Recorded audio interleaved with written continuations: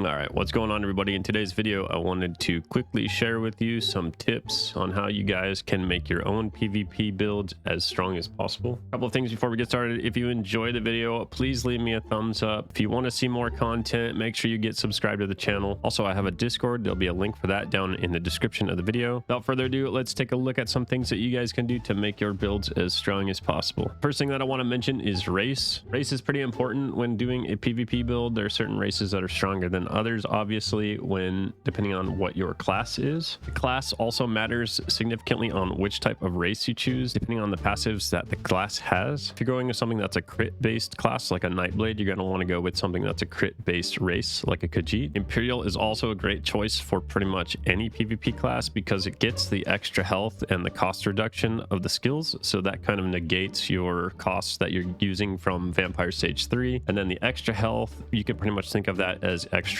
any resource. So instead of having to put extra attribute points into health, you can put those into stamina or magicka, which kind of balances it out. So Imperial is a great choice for pretty much any PvP class. I personally choose Wood Elf for everything because of the speed. You get 5% speed while not sprinting, which is huge because you don't want to be sprinting a lot in PvP anyway. When you're kiting enemies, you don't want to be using that stamina. So that extra movement speed while not sprinting is really good for Wood Elf. If you're running a set that's like a light set and a set that's a medium or heavy set, try to always run the light set on the jewelry and the weapons. That way you can get your tankier sets on the body. So you get a lot more benefit out of running a back bar set and a front bar set. That gives you the extra slot for the mythic, as well as you can still run a monster set and a one-piece trainee. And what I always recommend to people is make sure you put your light piece on your belt, because it has the lowest armor value, so it's going to be the least detrimental to your armor. Also, you want to make sure that if you're always running one heavy, you're either running the heavy on the head or running the heavy on the chest,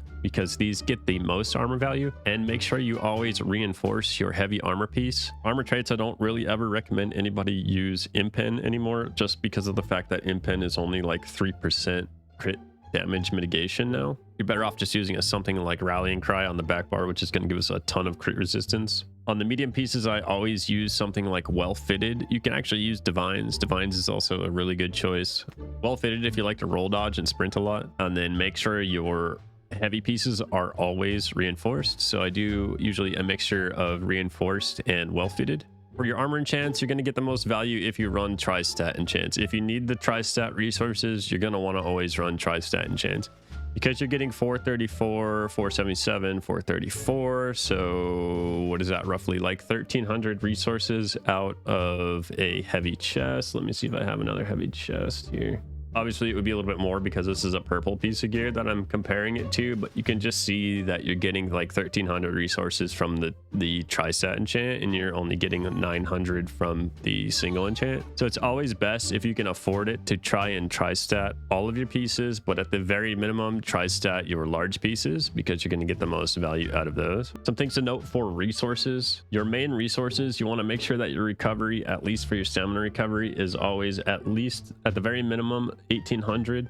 I like to go above 1800. Fully buffed on this build, I think I have like 2600, but as an absolute minimum, you want to have 1800 of your recovery from your primary resource. And then you always want your max health to be no lower than 30,000. Your resistances fully buffed should be at least 23k, but the closer you can get to the soft cap of 32k is better. I wouldn't run anything under 23k unless you're playing a class that has shields like Sorcerer, but just note that classes who do use shields like Sorcerer, the resistances also apply to the shield resistances, so the more that you have, the better your shields are as well. Some buffs that you need to make sure you have on every single build is your Major Resolve. You get Major Resolve from your class armor passive, and then if you can, run Vigor as well, because you're going to get Minor Resolve from Vigor. Or if you don't have Vigor on your build, you can use something like Magma Incarnate Monster Set, which is going to give you the Minor Resolve. Another thing that you're going to want to make sure you have on every single build is a source of Major Breach. On Warden, you have the Shulks, which gives your Major Breach, but each class is different. If you're running a Nightblade, you're going to want to run something like Night Mother's Gaze to get the Major Breach. One thing to note about PvP is speed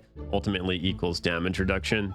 So the more speed you can pack into a build, the more damage reduction you're going to have. You're going to be able to line of sight people, and you're just going to find that your survivability is going to go absolutely through the roof if you have a ton of speed.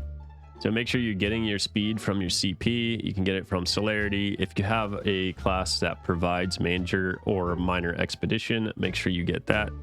Wardens have major expedition from the wings. Sorcerers get minor expedition from hurricane. That way you can run the Psijic accelerate with your minor expedition from your hurricane, and you can have major and minor expedition, and then you can also run swift on your jewelry if you'd like. Just make sure that you're faster than everybody else is if you want to survive. It's the easiest way to survive in PvP. It's far better than running a tanky build. Trust me. You're going to be able to line of sight people. They won't be able to catch you. You're going to have a chance to get behind a rock and get your resources back up, get yourself topped up before you go back into the fight. On your weapon traits, sharpened is always going to be the highest damage. If you don't have any heal abilities on your front bar, you're going to want to make sure to run sharpened every time. If you've got heal abilities on your front bar, or if you have a heal over time that scales off of weapon damage, you can also use Nirnhoned. Nirnhoned is a really good choice because it will increase the heal over time. Or if you have a burst heal on your front bar, it's going to increase the burst heal. Back bar traits, I usually run powered or defending. This pretty much goes for all builds unless you're running a PvE build. In that case, you probably want to run something like infused on the back bar. Choosing your mythic depends on the class that you're playing. If you're running a class that has extremely low crit chance, you can really benefit from something like Malakath's. If you're running a class that the heals scale off of health, something like Death Dealer's Feet is really good. Or if you're running proc sets, you're going to want to use something like Markins, because proc sets scale off of your weapon and spell damage. So for classes that use multiple resources, or classes that can convert resources from one to the other, for example, sorcerers can convert magicka into stamina, you're going to want to use something like Torque of Tonal Constancy is really good for a class like that. Like I said before, though, the mythic really just depends on the class that you're playing and the build that you're running. Really, you can't go wrong with Death Dealer's Feet or Markin. It's always a good option. Using your monster set, make sure you have something that complements your build as well. I really like Bloodspawn because it gives us a little bit of survivability, and it also gives us ultimate generation. Ultimate generation equals extra damage because we can afford to hit those Dawnbreakers more often than we would if we weren't running something like Bloodspawn. Balorg also is a go-to on a lot of builds. But keep in mind, if you're running a build, and this is just my opinion, if you're running a build where your ultimate comes last in your burst combo, on something like Warden, I don't necessarily recommend Balorgs because the burst combo is Deep Fissure, Dizzy Swing, and then last comes your ultimate. So you don't actually get the Balorg buff until your burst combo is finished. You get it for the execute part of the burst combo, but in my opinion, it's just not really worth it. Something like Bloodspawn is going to be more damage in the long run because of the extra ultimates that we get.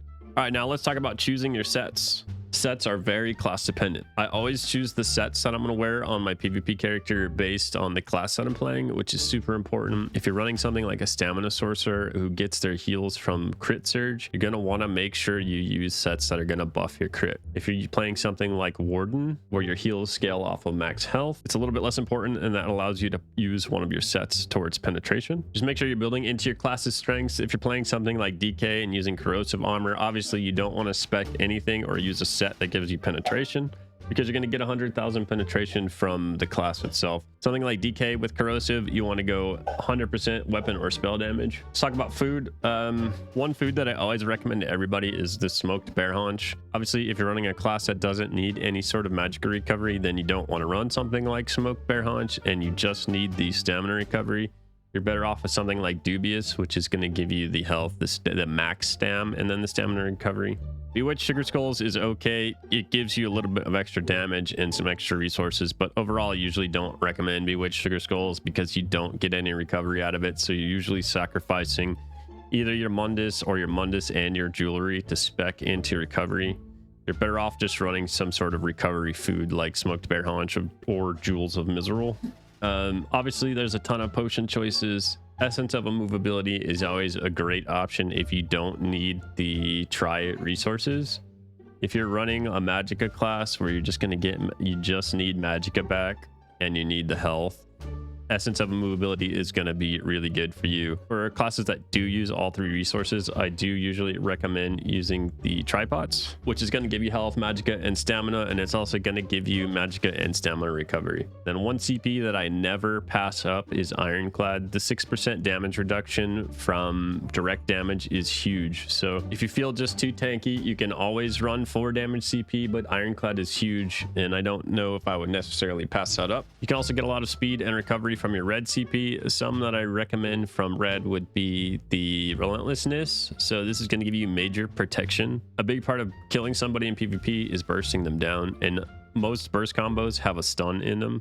So they're going to stun you and then they're going to burst you. Relentlessness is going to proc when you're stunned, so you're going to have major protection when they're trying to burst combo you. I think that about covers it for tips on trying to make your builds as strong as possible. If you guys have any questions, let me know down in the comment section. I'll try to answer them as best I can. If you guys enjoyed the video, do me a favor and either leave me a comment or leave me a thumbs up. If you want to see more of these types of videos, make sure you get subscribed to the channel. You guys are having a good day, and we will see you in the next video.